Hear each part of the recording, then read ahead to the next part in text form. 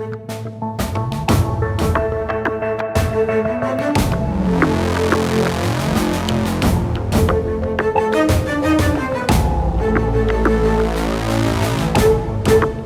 वालेकुम नाज़रीन, आप देख रहे हैं प्रोग्राम तलाश विद सुहेल भट्टी। आज हम बात करेंगे मुस्लिम लीग नून के सदर शहबाज शरीफ साहब 2 दिन पाकिस्तान में क़याम के बाद एक मरतबा फिर लंदन लौट गए हैं।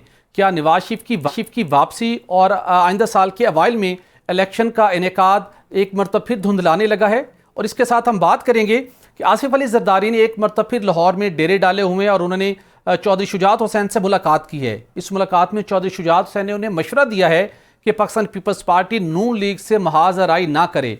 क्या पीपल्स पार्टी और मुस्लिम लीग काफ आइंदा आने वाले इंतखाब से कब कोई इत्तेहाद करने जा रहे हैं? इसके साथ हम बात करेंगे कि फैज़ाबाद धरना नज़रसानी केस 28 सितंबर को सुप्रीम कोर्ट ऑफ पाकिस्तान में समाअत के लिए मुकर्रर कर दिया गया है। सवाल ये है, क्या नज़रसानी दरखास्तों के नतीजे में इस सारे मामले के जिम्मेदारान के खिलाफ क्या अब कानून हरकत में आएगा? और इसके साथ बात करेंगे कि सैकड़ों बंद केसेस दोबारा एहतसाब अदालतों में खोल दिए गए हैं। इलेक्शन से कबल एक मरतबा फिर पहले एहतसाब फिर इंतखाब का नारा गूंज रहा है। क्या इस मरतबा वाकई हकीकी तौर के ऊपर एहतसाब हो सकेगा? इस पर बात करेंगे। आज इसी के साथ हमें ज्वाइन कर रहे हैं सीनियर रहनुमा पाकिस्तान पीपल्स पार्टी फैसल करीम कुंडी साहब, और स्टूडियो में हमारे साथ हैं सीनियर सहाफ़ी तज्ज़ियाकार कयूम सदीकी साहब। आप दोनों का बहुत शुक्रिया। कुंडी साहब, आपसे जानना चाहूँगा, पाकिस्तान पीपल्स पार्टी का पुरजोर मुतालबा था कि आइन के अंदर दी गई मुद्दत के मुताबिक 90 रोज़ के अंदर इलेक्शन होने चाहिए। इलेक्शन कमीशन ऑफ पाकिस्तान ने गुज़श्ता रोज़ एलामिया जारी करके वाज़े कर दिए कि इलेक्शन तो अब होंगे जनवरी के आखिरी हफ्ते में। क्या अब पाकिस्तान पीपल्स पार्टी मुतमईन है कि ये तारीख ठीक है? जो गैर यकीनी की सूरत हाल थी एटलीस्ट वो कम हो गई और इसी के मुताबिक आप अपनी पॉलिटिकल कैंपेन सारी करेंगे, या अभी भी इलेक्शन कमीशन के ऊपर आप दबाव बरकरार रखेंगे, ये मुतालबा जारी रखेंगे कि नहीं 90 रोज़ के अंदर ही आप इलेक्शन करवाएं? बिस्मिल्लाहिर्रहमानिर्रहीम। देखें, अभी तक तो इलेक्शन कमीशन ने डेट नहीं दी है। पाकिस्तान पीपल्स पार्टी का ये मुतालबा था, चेयरमैन बिलावल भुट्टो जरदारी साहब का, पूरी पार्टी का ये मुतालबा था कि हमें इलेक्शन की डेट और शेड्यूल दिया जाए। अभी तक इलेक्शन की डेट और शेड्यूल नहीं दी गई है। कुछ रिलीफ दिया है और कल ही दिया है, और मैंने कल टीवी प्रोग्राम में एक लाइटर मूड पे कहा था कि कल हमारी पार्टी के चेयरमैन की सालगिरह थी, तो शायद इलेक्शन कमीशन ने उन्हें सालगिरह का गिफ्ट देने के तौर पे जो है वो कोई कह दिया है कि इलेक्शन जो है हम जनवरी के एंड में करेंगे। लेकिन हमारा जो मौक़िफ़ है, जो हमें डेट और शेड्यूल अभी तक नहीं दिया गया। तो आप उसके इलेक्शन बाद कमीशन ऑफ पाकिस्तान का ये गिफ्ट समझ कर ही कबूल कर लें? देखें, हमने तो गिफ्ट कबूल किया, लेकिन इस पे पार्टी की सीसी की मीटिंग होनी है और इस पे हमारी डिस्कशन होनी है कि अभी तक शेड्यूल और डेट नहीं है, और हमने आइन के मुताबिक कहा है। अगर आइन ये कहता है कि जनवरी के एंड में इलेक्शन होने चाहिए तो वेल एंड गुड। अगर आइन नहीं कहता तो फिर तो मैं समझता हूँ कि आइन की खिलाफ वर्जी भी होगी। तो चेयरमैन बिलावल भुट्टो जरदारी साहब इस वक्त दुबई में है, वो 1-2 दिन में वापस आ रहे हैं।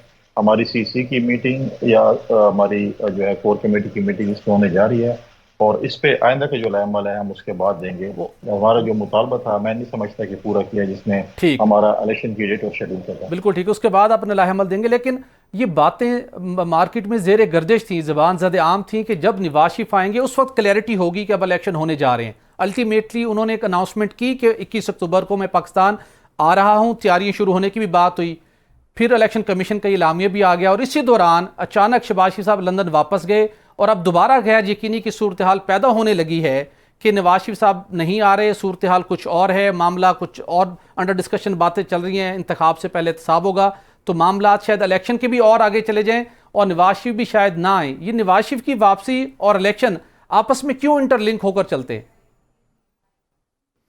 देखिए, मुझे इस पे पता नहीं है, लेकिन दो दिन कल ऐलान हुआ है चीफ इलेक्शन कमीशन से। उससे पहले जो हम लाहौर में थे और हम बाकायदा तौर पर इलेक्शन कमीशन से हमारी ये गुजारिशात थी कि आप मुस्लिम लीग नवाज को अपने इलेक्शन कमीशन के तर्जुमान न बनाएं।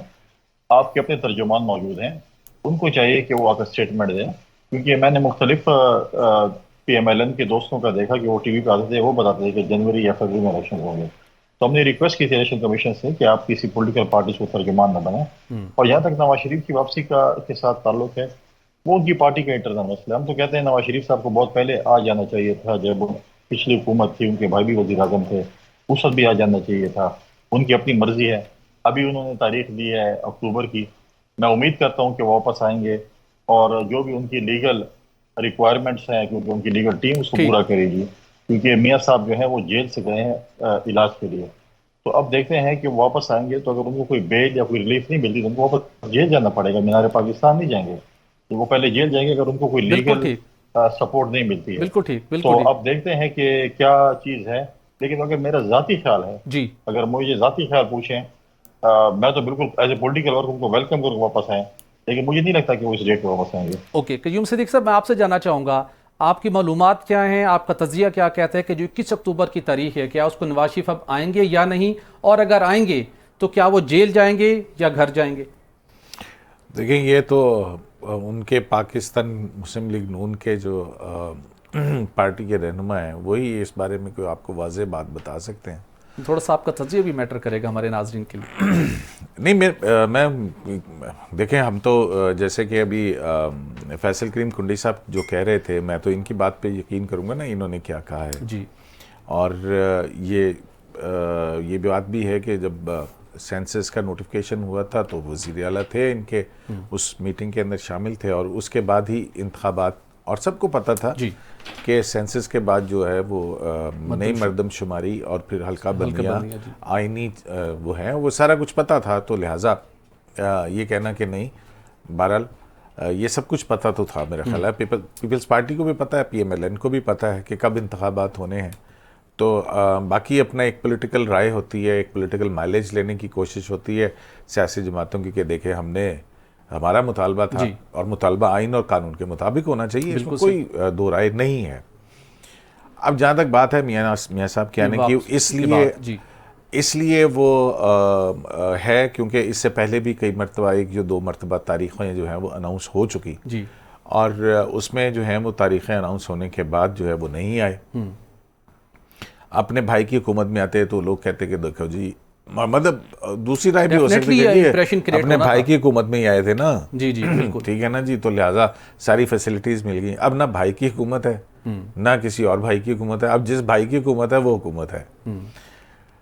तो मामला ये है कि रूल ऑफ लॉ के ऊपर अमल होना चाहिए जी। मेरा ख्याल है कि अगर उनकी कन्विक्शन बरकरार है जब तक, तो वो उसमें तो जाहिर है पहले उसमें 2 चीज़ें हैं जी, कि हाई कोर्ट की जजमेंट्स भी उसके हैं। हाई कोर्ट की जजमेंट की बुनियाद के ऊपर वो वहाँ गए थे, ECL से नाम भी निकाला गया था और हाई कोर्ट की वो थी जिसमें उनको किया गया, और उससे पहले सजाएं सस्पेंडेड हैं जी।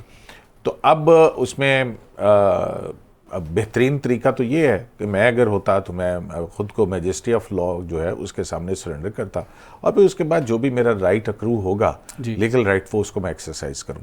ओके, इसके साथ अगर हम बात करें नैब केसेस की, जो सुप्रीम कोर्ट ऑफ पाकिस्तान के हुक्म की रोशनी में दोबारा बहाल हो गए हैं, रमज़ान शुगर मिल का मामला भी है, दीगर केसेस भी हैं, तोशाखाना केसेस जिसके अंदर नवाज शरीफ साहब का नाम भी आया था, तो क्या आप समझते हैं उन केसेस की जो अब नवैयत है, उसके नून लीग की क़यादत हो, पाकिस्तान पीपल्स पार्टी की क़यादत हो, अब इनको क्या एक मरतबा फिर दोबारा एहतसाब अदालतों में पेश होना पड़ेगा और ये केसेस लॉजिकल एंड तक पहुँच सकते हैं, या सिर्फ ये नैब के अदालतों के चक्कर लगवाने के लिए दोबारा खुलेंगे माजी की तरह?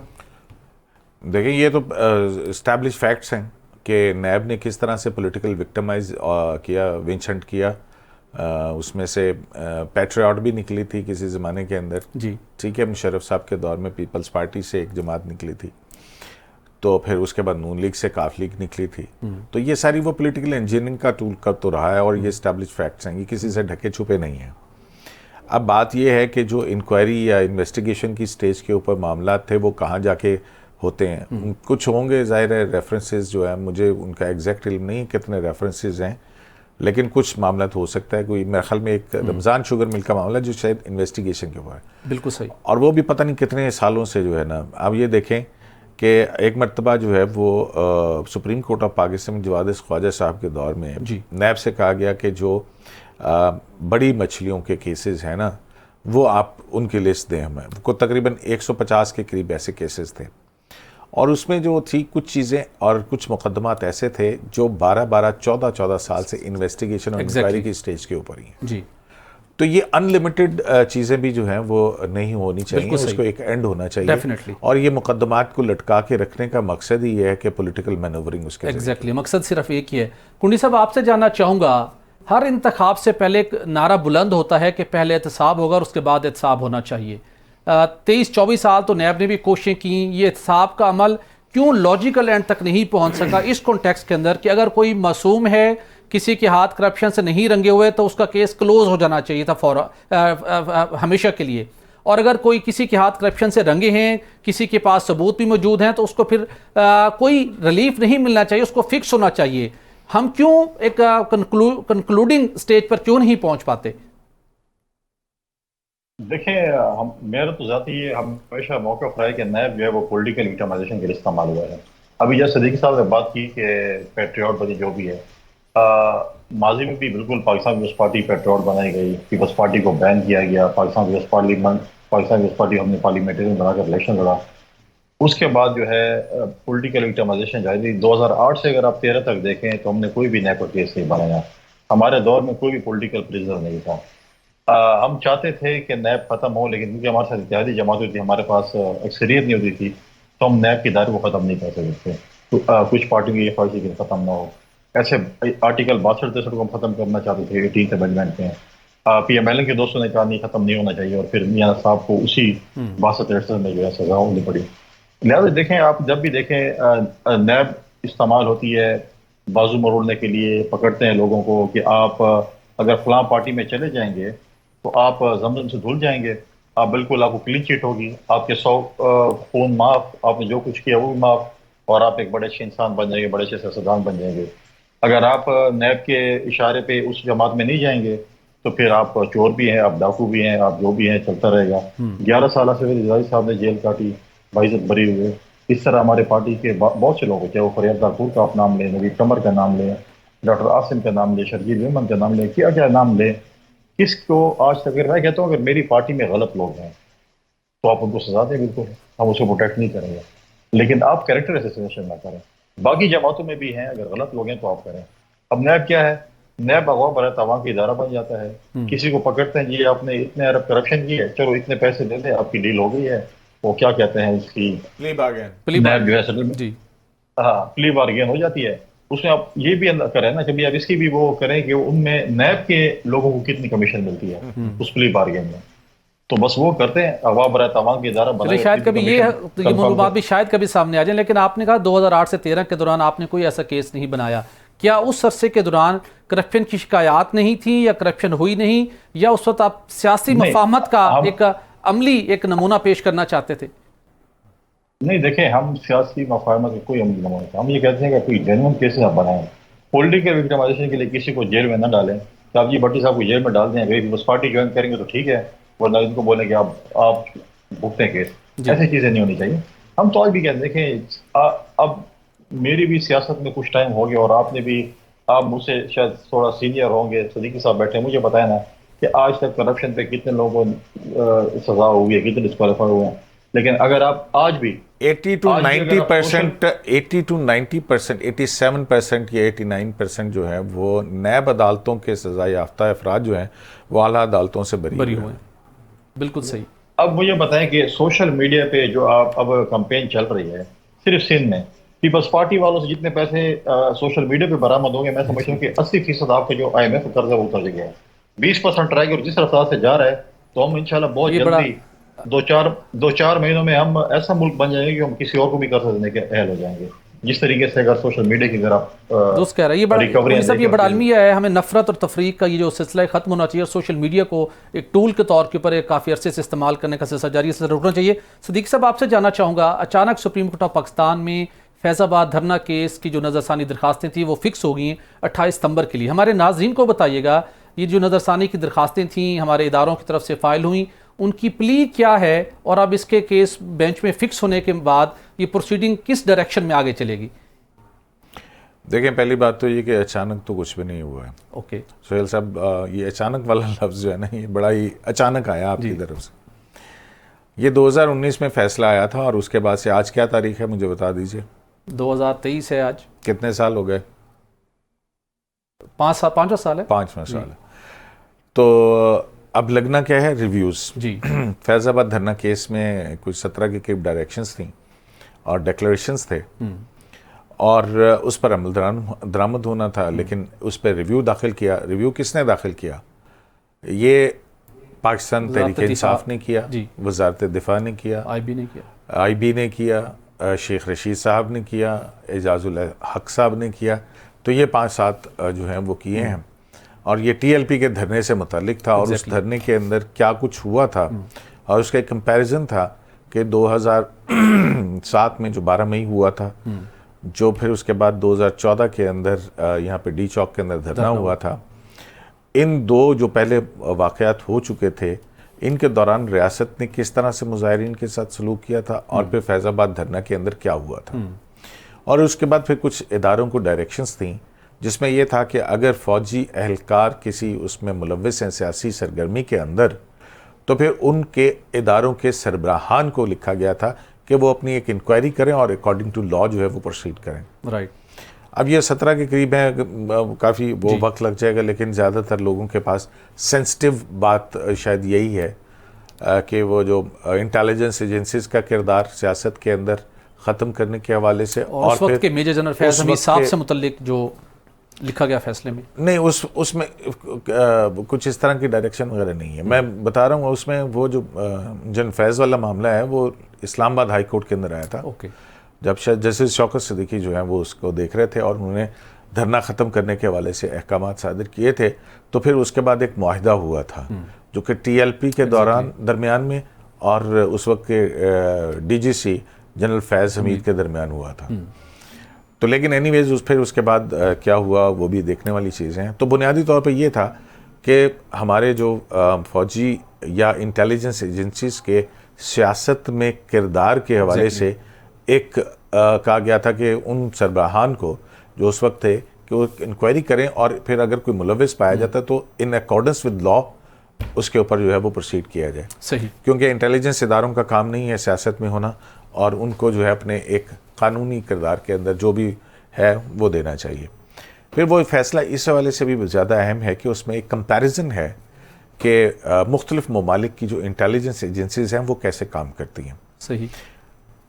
तो ये कुछ चीज़ें हैं। अब उसमें देखना ये है क्योंकि उसमें ये भी जिक्र है कि शेख रशीद साहब का, एजाजुल हक का, और ये पैमरा और दीगर और वजारत दिफा तो और पाकिस्तान तहरीक इंसाफ, इन्होंने फिर रिव्यूज़ दाखिल किए उसके। बिल्कुल ठीक।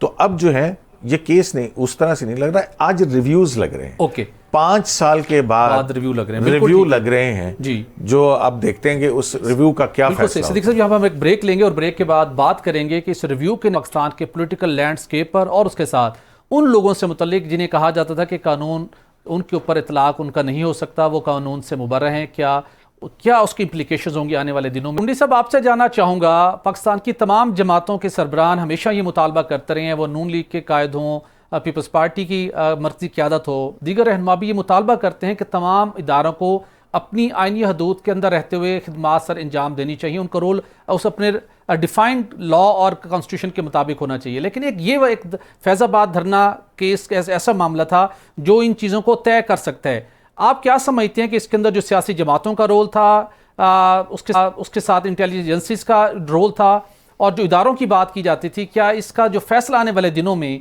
उस मुतालबे को जो पाकिस्तान की तारीख में दरीना मुतालबा है कि तमाम इदारे अपनी अपनी हदूद में रहकर काम करें, उसको ये इम्प्लीमेंट कर सकता है उस मुतालबे को? देखिए, हमारे भी हमेशा ये मुतालबा रहा है पाकिस्तान पीपल्स पार्टी का कि तमाम इदारों को अपने जुरिस्डिक्शन में रहकर काम करना चाहिए। जो भी इदारे हैं, अगर हम इंक्रोचमेंट नहीं करेंगे तो ये मुल्क सही सीमत में चल सकता है। लेकिन यहाँ पे अलमिया ये इस मुल्क में कि हर किसी को दूसरे काम अच्छे तरीके से आता है और अपना काम नहीं आता। तो अब क्योंकि पहले भी चीफ जस्टिस साहब जब जज थे उनका भी उस पर एक नोट था, और अभी वो चीफ जस्टिस बने और इन्होंने अपील भी लगाई हुई है। तो अब देखते हैं नोट नहीं है, जजमेंट आता है। तो फिर नोट नहीं, it's not note, it's a judgement, full fledged judgement, sorry, जिसको पाकिस्तान तहरीक इंसाफ की हुकूमत ने आपके जब धरने और जुलूस होते थे उसमें इंप्लीमेंट किया, उसमें जो गाइडलाइंस थी। अब उस पर जो हुआ है तो अब देखते हैं कि अभी लगने वाला है 2 दिन में, तो जब जिसका जो है वो फैसला आता है किस तरीके से आता है, तो उम्मीद करते हैं, बेहतरी की उम्मीद करते हैं। देखें, जब मुल्क में अदल और इंसाफ होगा, सजा जजा होगी तो ये मुल्क ठीक होगा। जब सजा जजा भी नहीं होगी, अदल और इंसाफ नहीं होगा, तो हम मुल्क को कैसे चला सकेंगे?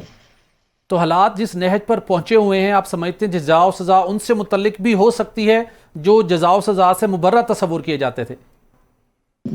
देखिए होनी चाहिए ना, अगर आप और मैं हैं, हम भी इंसान हैं, वो भी इंसान है। अब हम खुशकिस्मती या बदकिस्मती सियासतदान और मीडिया पर्सन बन गए हैं, वो चले गए किसी और इदारों में। तो ये देखिए, ये चीज़ें अगर आप कहें कि नहीं आप इसको टच नहीं करते, इनको जो है वो फ्री हैंड जो भी करें, और आप जो है आप जवाब दें, हम तो बिल्कुल जवाब दें, हमेशा जवाब दें, हर किसी को जवाब दें। लेकिन जब चीज़ें हैं, इंक्रोचमेंट है, चीज़ें हैं, तो इसको ठीक जब तक नहीं होगा, जब एक चीज़ की बुनियाद ठीक नहीं करेंगे, तो उस वक्त तक आप आगे बढ़ नहीं सकते। जब आप माजी की गलतियों को ठीक नहीं करेंगे तो आप आगे कैसे बढ़ेंगे? बिल्कुल ठीक। जब आपको माजी की गलतियां ठीक करनी पड़ेंगी तो आप आगे बढ़ेंगे। बिल्कुल ठीक। सिद्दीक साहब, माजी की गलतियों को ठीक करना और उनसे सबक सीखना भी ज़रूरी है। कायद मुस्लिम लीग नून ने कुछ रोज़ कबल अचानक बड़ा एक मुतालबा किया, कुछ शख्सियात को उन्होंने नाम लिए, कुछ साबिक chief justice of supreme court of Pakistan थे, साबिक DGI थे, फैज़ हमीद साहब का नाम लिया, आर्मी चीफ का नाम लेते हैं। वो चाहते हैं कि एक दफ़ा सबसे पूछ गुछ और कानून के मुताबिक कार्रवाई होनी चाहिए, और एक ऐसे जज भी हैं जो मुस्तकबिल के, जिन्होंने चीफ जस्टिस भी बनना है। तो जो इस वक्त माहौल बना हुआ है और जिस तरीके से जज़ा सज़ा की बात हो रही है, आप समझते हैं कि नवाज शरीफ के ऑब्जर्वेशन की रोशनी में उन तमाम शख्सियात को कानून का सामना करना पड़ सकता है? इम्प्लीमेंटेशन का ये वक्त है, अब इम्प्लीमेंटेशन कानून के मुताबिक हो सकती है? देखें, पहली बात तो ये है कि 15 महीने हुकूमत रही जिसके अंदर फैसल करीम कुंडी साहब की जमात भी थी और पाकिस्तान मुस्लिम लीग नून की भी जमात जी PDM की गवर्नमेंट जो थी, जिसमें पीपल्स पार्टी एलाई थी उनकी, 15 महीने के दौरान में कार्रवाई क्यों नहीं हुई? इख्तियार भी था, सारा कुछ था, तो ये एक सवाल बनता है कि क्यों नहीं हुई है। अब नवाज शरीफ जो हैं ज़ाहिर है विक्टिम हैं उन तमाम चीज़ों के। पनामा केस से आप शुरू हो जाएं और फिर उसके बाद जो जो हुआ, और पनामा केस आता है, फिर उसके बाद सादिक और अमीन वाला मुकदमा आता है, फिर पार्टी हेड से निकालने का मुकदमा आता है, फिर जो है वो ताहयात नाहली का मुकदमा जो आता है, और फिर उसके बाद हमारी जो मुल्क की मुआशी सूरत हाल है, ये सब छोड़ दीजिए। हमारे सियासतदानों का एहतसाब कब से हो रहा है? एबडो से लेके आप आ जाएं पीछे से, सारे उसमें आ जाएं। कभी किसी सियासतदान को जेल में, कभी किसी उसको जेल में, कभी किसी प्राइम मिनिस्टर को जो है अबैटमेंट के अंदर जो है जुल्फ़िकार अली भुट्टो को जो है वो आप फांसी पे टांग दें, प्राइम मिनिस्टर्स को जलावतन कर दिया जाए, प्राइम मिनिस्टर्स को कंटेम्प्ट के अंदर सज़ा दे दी जाए, और सियासतदान जो भी ओहदे के ऊपर रहा है वो नैब के अकूबत खानों के अंदर जो है 90 दिन और 2 तो 3 साल ब्यूरोक्रेसी सब हुए। एक मुकदमा हुआ था और वो था जनरल परवेज़ मुशर्रफ का, जिसमें वो आइन तोड़ने के ऊपर था। उसमें उस अदालत को ही ख़त्म कर दिया गया था, और उसकी भी अपीलें और रिव्यूज़ जो हैं उसी जनरल मुशर्रफ की वो अदालतों के अंदर पड़ी हुई हैं और मुकदमे ही नहीं लगते हैं।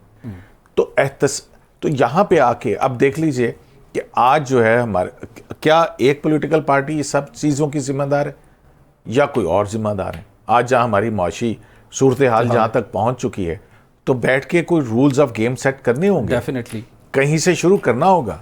सिर्फ रूल सेट करने की जरूरत, बिल्कुल छोड़ने की जरूरत है। सिर्फ रूल सेट करने की जरूरत है, या जो जिम्मेदार माजी करीब के एटलीस्ट जिम्मेदारान हैं उन्हें एटलीस्ट उनके खिलाफ कोई इस लेवल की कार्रवाई होनी चाहिए कि जहां मुस्तकबिल के अंदर को दोबारा कोई उस तरफ जाने का ना सोचे। अगर मैं सड़क का इशारा काटता हूं, मेरा चालान होता है जी, तो फिर सोहेल साहब आपका भी होना चाहिए। डेफिनेटली। तो देखें ना, कानून के सामने तो सब बराबर हैं। एक हाँ, जहां पे आपको इस्तिस्ना है वो आपके अपने इदारे के हवाले से है, उसमें आपको इस्तिस्ना है, बिल्कुल सही। लेकिन अगर आप वो दायरा कार क्रॉस करके कहीं और जाएंगे, जैसे अभी ये नैब तरमीम का जो केस था, इसके अंदर बड़ी दिलचस्प गुफ्तगू हो रही थी और बड़ी इंटरेस्टिंग सवाल थे जो जस्टिस मंसूर अली शाह ने पूछे। उन्होंने कहा कि जी ये नैब के कानून से जज और जर्नल को क्यों बाहर रखा गया? बिल्कुल सही, ठीक है ना? क्या जज के असासे नहीं होते हैं? क्या जर्नल के असासे नहीं होते हैं? असासे सिर्फ पॉलिटिशियन के, मेरे और आपके होते हैं। तो ये डिस्क्रिमिनेशन नहीं है।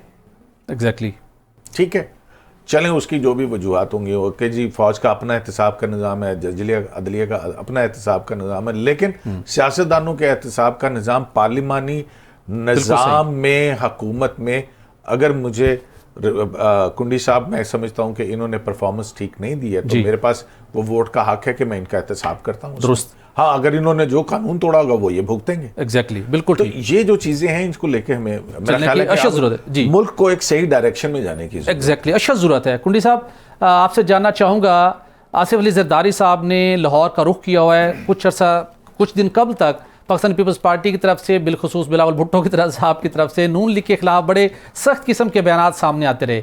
नून लीग के सर्द रवैये की वजह से क्या जो शुजात हुसैन साहब को जाके मिलना पड़ा है आसिफ अली जरदारी साहब को, चूँकि उन्होंने मना किया था सबको कि आप खामोशी इख्तियार करें, निगरान kabina के अंदर नून लीग के हमायत याफ्ता लोगों की इंक्लूजन हो या कुछ और मामला, तो मैं इसको टेकअप करूँगा। और चाहे शुजात हुसैन साहब ने भी रिपोर्टेडली ये मशवरा दिया है कि नून लीग से महाजराई ना करें। मुलाकात का मकसद क्या था और दोबारा कोई पंजाब के अंदर पीपल्स पार्टी की रिवाइवल के लिए और एक्टिव होने के लिए कुछ स्पेस मिलने जा रही है आपको, जिसको आप कहते हैं लेवल प्लेइंग फील्ड?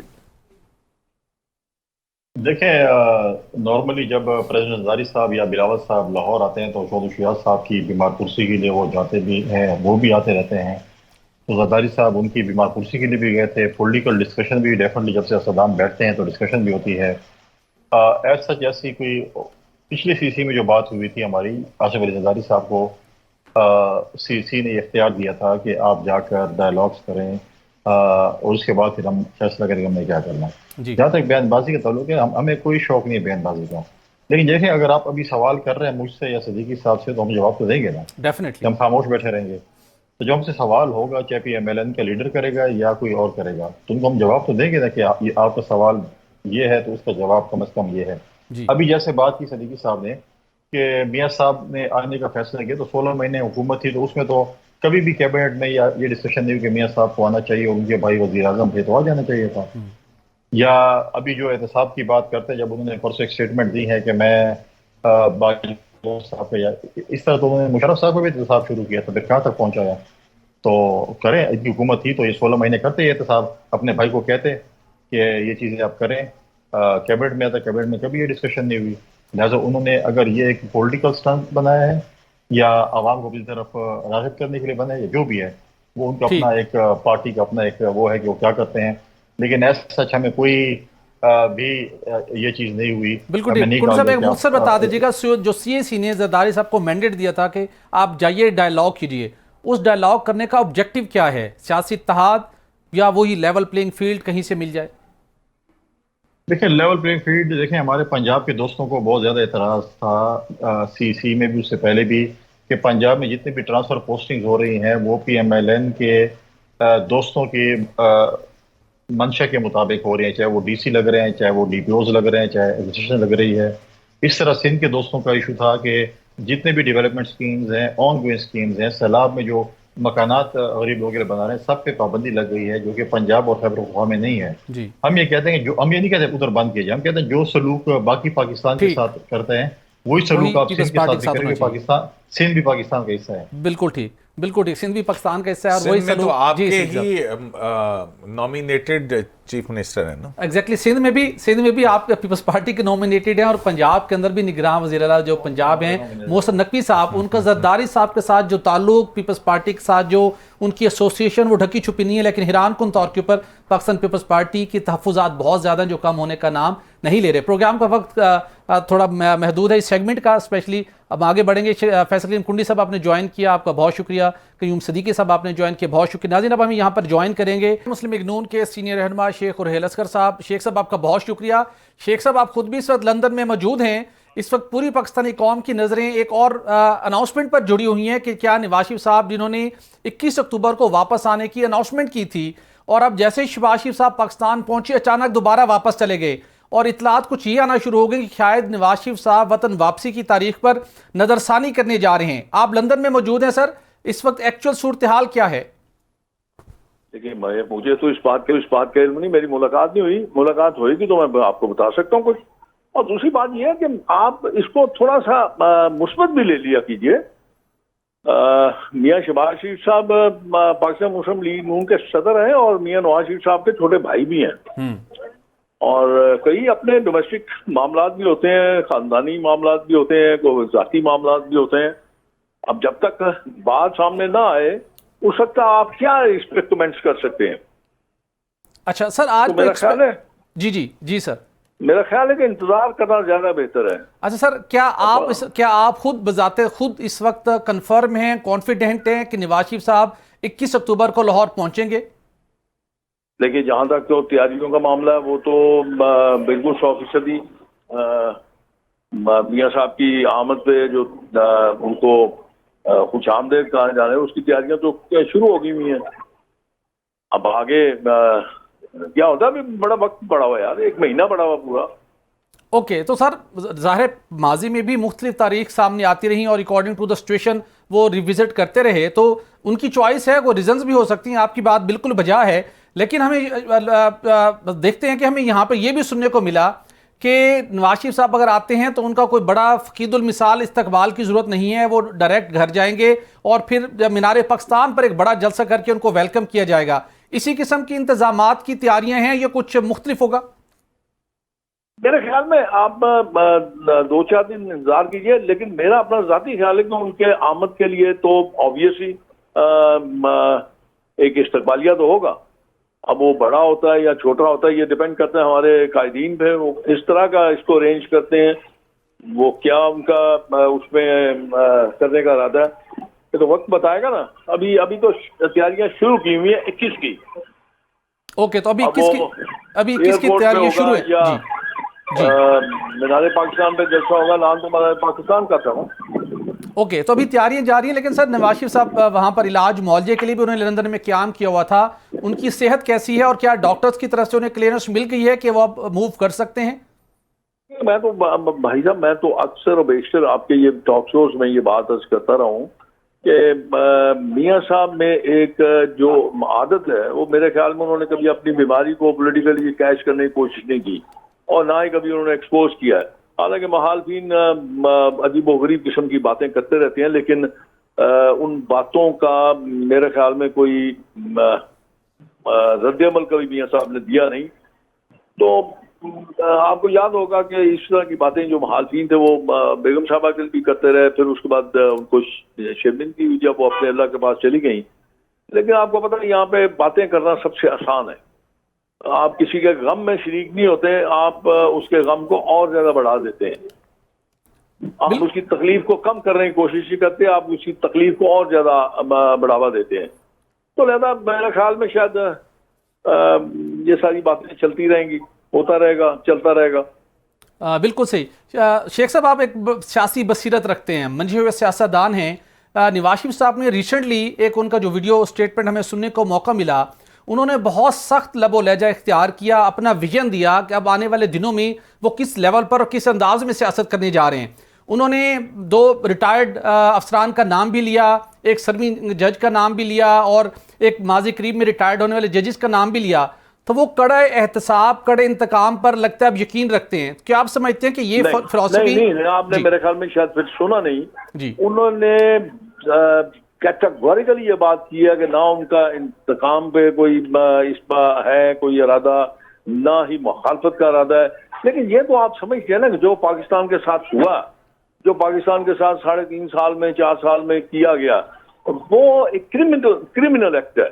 और मेरे ख्याल में मियाँ साहब का जो रवैया था या मियाँ साहब का जो इंसान था, वो 100% दुरुस्त था। वो अपने लिए नहीं कह रहे थे, वो 24-25 करोड़ आवाम के लिए जो किया गया है, वो अवाम की बात कर रहे थे, वो उस तकलीफ की बात कर रहे थे जिस तकलीफ से आप गुजर रहे हैं। तो सर नून लीग की तमाम मरकजी क़यादत, नैब के जो केसेस खुल गए उनको फेस करने को तैयार है, पाकिस्तान वापस आकर अदालतों में पेश होंगे? आपको पता तो है 3.5 साल क्या करते रहे, मतलब इतना नीचपन था कि बहुत नीचे तक के लोगों को तंग किया गया था। ये तो कौन सी बात, सब करते रहे फिर कर लेंगे, इससे क्या फर्क पड़ता है? बिल्कुल सही। सियासी लोगों को इन बातों से नहीं फर्क पड़ता। बिल्कुल सही। सर लंदन में अमूमी फिजा है, क्या थोड़ा सा अगर बता सकें, जो आपके इलाके में हो वहाँ से सियासी हवाले से सूरत हाल क्या है, और आप खुद किसी प्रोसेस का हिस्सा बनने जा रहे हैं जो एक वहाँ पर फाइनल एक कोई नशिस्त होनी है? मैंने आपको गर्ज किया, मेरी मुलाकात होने के बाद मैं आपको गर्ज करता हूँ लंदन के हालात के बारे में। हाँ, अगर आप मौसम का पूछते हैं तो मौसम अच्छा खुशगवार है। बिल्कुल सही, बिल्कुल सही शेख साहब, बहुत शुक्रिया। आप मौसम को एंजॉय कीजिए, लेकिन पाकिस्तान का मौसम भी सियासी लिहाज से खुशगवार नहीं हो पा रहा, चूँकि गैर यकीनी की बादलें के छटने का नाम नहीं ले रहे। लेकिन अब देखना होगा कि क्या अल्टीमेटली हतमी हिकमत अमली सामने आती है मुस्लिम लीग नून के कायद की कि वो पाकिस्तान 21 अक्टूबर को वापस आते हैं, इस तारीख पर नजरसानी करते हैं। जी नाज़रीन, यहाँ पर एक ब्रेक लेंगे और ब्रेक के बाद बात करेंगे कि शुगर माफिया ने जिस तरीके से आवाम से 250 रुपये इजाफी वसूल किए, उससे मुतल्लिक वजारत नेशनल फूड सिक्योरिटी ने वज़ीर-ए-आज़म को जो रिपोर्ट सबमिट की है उसमें क्या इंकशाफात किए गए हैं। बिजली के भारी बिलों के मामले पर निगरान वज़ीर-ए-आज़म का दिलासा, वज़रा के बयानात और पावर डिवीज़न की जानिब से मुल्क भर में छोटी बिजली चोरों के खिलाफ कार्रवाई का आगाज़ करके शादियाने बजाए जा रहे हैं, मगर आवाम को रिलीफ मिलने का मामला जूं का तो मौजूद है। वफाकी हुकूमत को पेश की गई एक अहम तरीन रिपोर्ट के मुताबिक, जो कि एक अहम इदारे की जानिब से रिपोर्ट पेश की गई, जिसमें इंकशाफ हुआ है कि गैर मेयारी ट्रांसमिशन एंड डिस्ट्रीब्यूशन सिस्टम और उसके साथ जो हमारा ज़ायदुल मियाद इंफ्रास्ट्रक्चर है, उसके साथ 38% लाइन लॉसेज, IPPs को गारंटीड पेमेंट्स, बिलिंग और वसूलियों का फरसूदा निज़ाम, मखसूस शोबों और इलाकों को सब्सिडी, रेवेन्यू शॉर्टफॉल और बिजली की कीमत में इजाफे का ये तमाम फैक्टर वजह बन रहे हैं। सिर्फ यही नहीं बल्कि बिजली के बिलों पर 38% जो टैक्स आयद है वो घरेलू सार्फिन के लिए बहुत बड़ा बोझ बन चुका है। इस रिपोर्ट में बताया गया है बिजली के बिलों का मामला निगरान वफाकी हुकूमत के लिए एक संगीन चैलेंज बन चुका है। वफाकी हुकूमत से ये सिफारिश की गई है कि 400 यूनिट माहाना इस्तेमाल करने वाले घरेलू सार्फिन के लिए जो टैक्स है वो फौरी तौर पर ख़त्म किया जाए, जो कि 38% तक है, जिससे ऐसे सार्फिन को माहाना 4000 रुपये का रिलीफ मिलेगा। इसके साथ 400 यूनिट से ज़्यादा माहाना बिजली इस्तेमाल करने वाले घरेलू सार्फिन के लिए GST की शरह 17% से कम करके 10% मुकर्रर करने की सिफारिश की गई है। इस इकदाम से भी घरेलू सारिफ को 4000 रुपये माहाना की बचत होगी। IMF से फौरी तौर पर रब्ता करके मुतबादल ज़राए से रेवेन्यू मिलने का बंदोबस्त करने की भी सिफारिश की गई है। इसके साथ साथ पब्लिक सेक्टर डेवलपमेंट प्रोग्राम में वज़ीर-ए-आज़म के पास नाज़रीन इस वक्त भी 90 अरब रुपए के सवाबदीदी फंड्स मौजूद हैं। इन फंड से फौरी तौर के ऊपर आवाम को रिलीफ फराहम किया जा सकता है।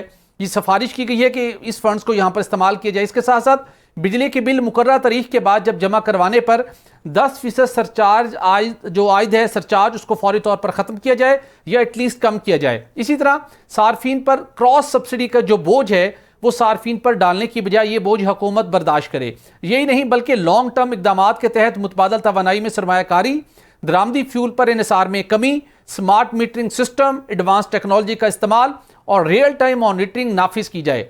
लॉसेस से बचने के लिए स्मार्ट ग्रिड तमीर किए जाएं। बिजली के शोबे में नुकसान वफाकी और सूबाई हुकूमतों के मबैन शेयर किया जाए।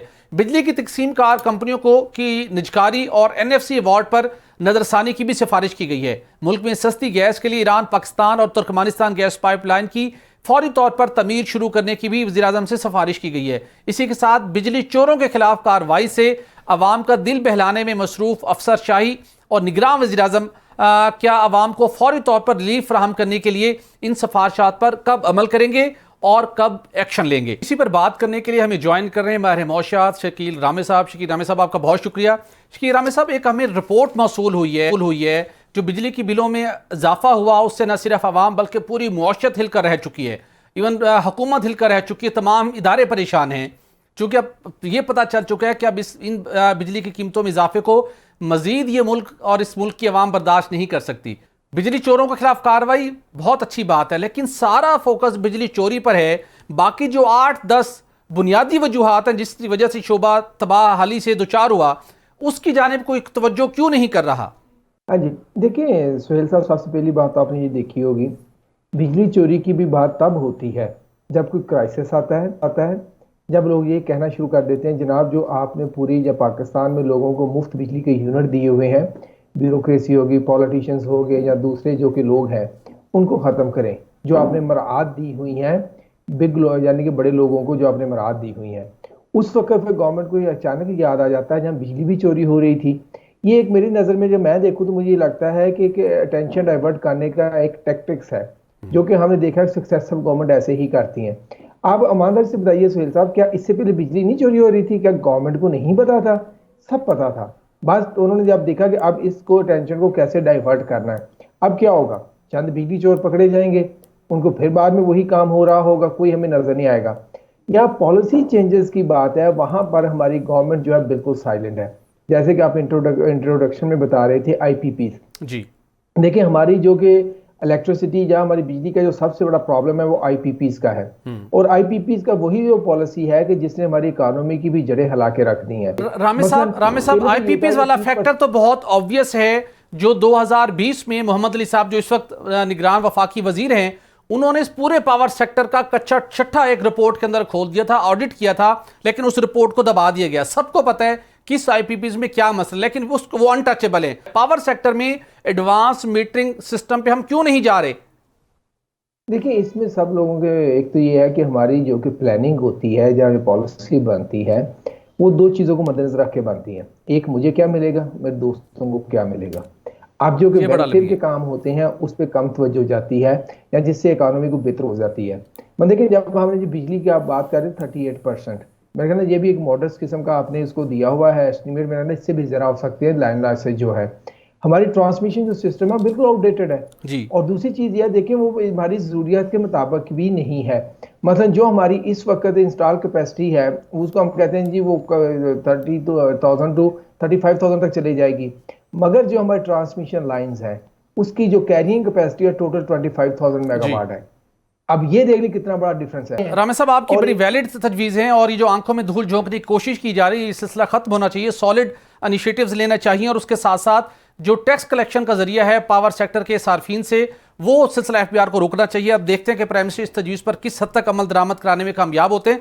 रामे साहब, हम एक और मामले पर ऊपर आपके इनपुट लेंगे, लेकिन नाज़रीन एक एक्सक्लूसिव स्टोरी है जो आपके साथ हम जो कि बुनियादी तौर के ऊपर मामला है चीनी के जो कीमत में इजाफा हुआ, किस तरीके के साथ 250 अरब रुपए बिजली चीनी के जो सार्फिन थे उनकी जेबों से निकलवाए गए, गफलत कहाँ की गई, किस तरीके के साथ शुगर माफिया को डर्टी गेम खेलने का मौका मिला। प्राइम मिनिस्टर को एक रिपोर्ट पेश की गई है, उसकी तफसीलात आपके साथ शेयर करते हैं, उसके बाद बात करेंगे रामे साहब से कि अब इस शोबे के अंदर कैसे बेहतरी या कोई इस्लाहात लाई जा सकती हैं। मुल्क भर में चीनी की कीमत में 120 रुपए फी किलो से जायद इजाफा और आवाम से 250 अरब रुपए इजाफी वसूली की पसे पर्दा मुहर्रिकात पर एक खसूसी रिपोर्ट निगरान वज़ीर-ए-आज़म अनवारुल हक काकड़ को पेश कर दी गई है। इस रिपोर्ट में इंकशाफ किया गया है कि किस तरह से 3 वजारतों की मुबैना नाअहली, गफलत और नाकिस कारकर्दगी के बायस शुगर माफिया को आवाम से अरबों रुपए बटोरने का मौका मिला। नाज़रीन, पाकिस्तान में शुगर मिल्स की तादाद और सलाहियत बढ़ने के नतीजे में चीनी की पैदावार भी हर साल बढ़ रही है। पाकिस्तान में चीनी की सालाना पैदावार 79 लाख टन से तजावज कर चुकी है, जबकि खपत 70 लाख टन के लगभग है। यानी सालाना 7 अरब किलोग्राम चीनी पाकिस्तानी मार्केट में फरोख्त की जा रही है। चीनी की पैदावार में इजाफे के साथ ही बासर मिल्स मालकान चीनी की बरामद का मुतालबा कर देते हैं। अप्रैल 2019 से जनवरी 2020 के दौरान 49 करोड़ 57 लाख 42 हजार किलोग्राम चीनी बरामद की गई, जिसके नतीजे में मकामी तौर पर चीनी की कीमत 55 रुपए फी किलो से बढ़कर 80 रुपए फी किलो हो गई, जिसके नतीजे में अवाम से 110 अरब रुपए से जायद इजाफी वसूल किए गए थे।